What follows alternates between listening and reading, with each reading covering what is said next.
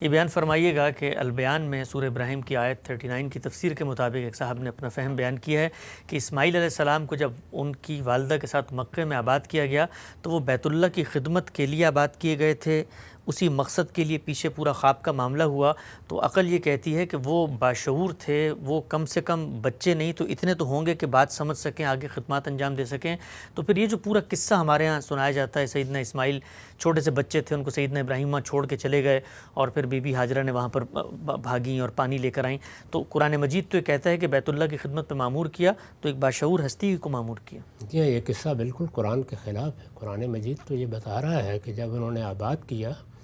تو اس موقع میں حضرت اسحاق بھی پیدا ہو چکے تھے، اور یہ ہم جانتے ہیں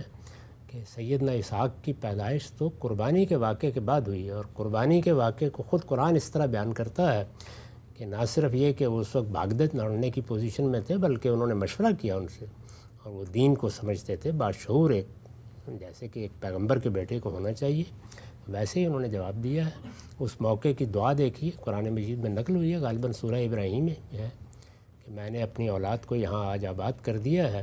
تو پروردگار میں تیرا شکر گزار ہوں، الحمدللہ الذی وہب لی الکبر اسماعیل و اسحاق۔ تو اس میں صاف واضح ہے کہ اس وقت اسحاق بھی پیدا ہو چکے ہیں، اس لیے یہ داستان تو ہمارے ہاں بائبل سے آئی ہے اور بدقسمتی سے ہماری روایتوں میں داخل ہو گئی ہے، اس کی کوئی حقیقت نہیں ہے، یہ قرآن کے بالکل خلاف ہے۔